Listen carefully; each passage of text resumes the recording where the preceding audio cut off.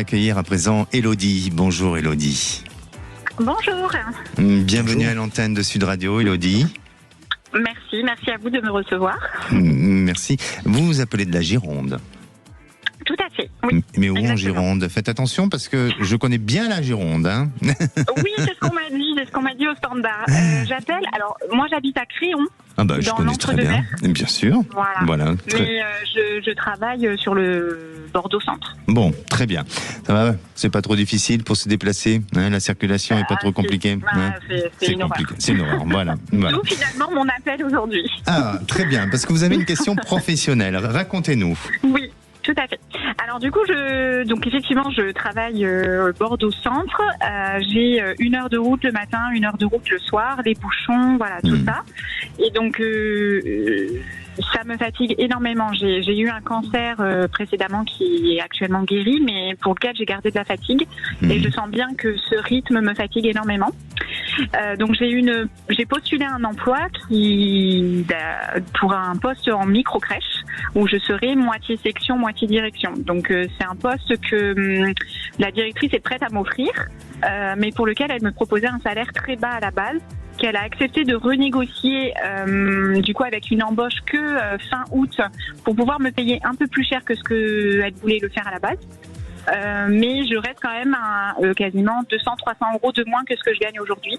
Donc c'est vrai que financièrement, j'ai peur que ce soit très impactant.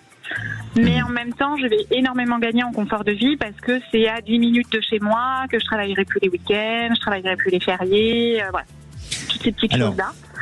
Je vais vous répondre. Je vais même pas utiliser mon sens on va dire de clairvoyant, de intuitif, de médium, enfin tout ce que vous voulez y mettre dans la case. Mais je pense, et vraiment, Élodie, vous avez traversé une période de santé avec beaucoup de fragilité, et bravo, hein, vous avez su remonter. C'est beaucoup de courage, et malheureusement, hein, la maladie parfois nous donne pas la possibilité de se relever. Et vous avez combattu, et tout avec votre force et votre dynamique, vous avez réussi à sortir de cette fragilité-là. Maintenant, ok, l'aspect matériel, l'aspect financier. Vous êtes en couple ? D'accord, justement. Alors ça rejoint un peu ce que je voulais vous dire parce que, ok, l'aspect matériel, financier, mais est-ce qu'il vaudrait pas mieux parfois de se poser la question sur notre qualité de vie? Est-ce que c'est bien de courir derrière l'argent, hein, mais en plus vous avez quelqu'un à vos côtés, vous avez un mari, vous avez un homme. Est-ce que pour vous, et de par votre ce que vous avez vécu avec votre fragilité de santé, est-ce qu'il vaudrait pas mieux opter sur un épanouissement personnel, professionnel, avec une bonne qualité de vie? Moi, je vous répondrai ça et je vous dirai en plus vous avez une opportunité et une proposition de travail. Donc pour moi, je sors peut-être de mon côté intuitif, mais il y a une petite voix au fond de moi qui me dit faut qu'elle y aille sur la proposition qu'elle a. Et maintenant, je vais laisser la parole à mon cher Damien. Oui. D'autant plus que je vois que c'est pas quelque chose de figé, hein, l'aspect salaire. Hein.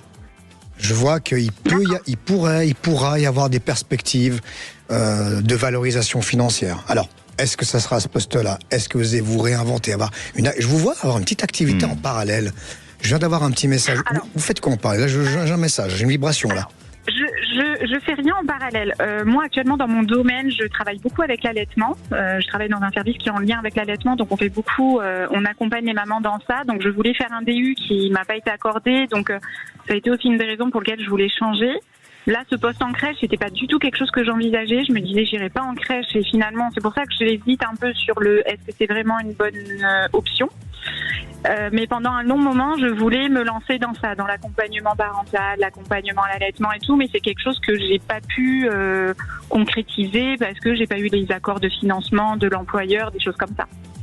Alors, est-ce que c'est ça ou pas? Je sais pas. Vous êtes maître à bord, hein, qu'on dit toujours avec Alex. Nous, on est des GPS, vous avez le volant dans les mains, hein, vous êtes maître à bord.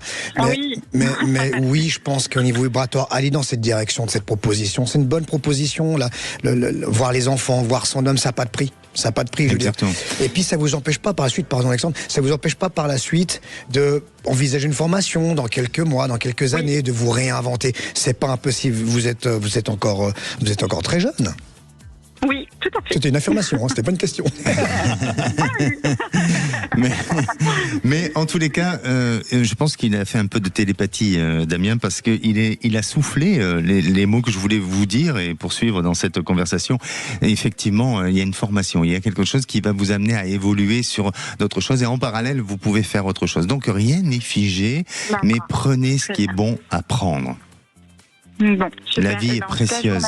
D'accord ? Oui, tout à fait, exactement. Oui. Merci à vous. Bisous. N'hésitez pas à revenir vers nous pour nous tenir au courant Oui, de votre choix. avec plaisir. Avec plaisir. Merci beaucoup à tous les deux. Merci.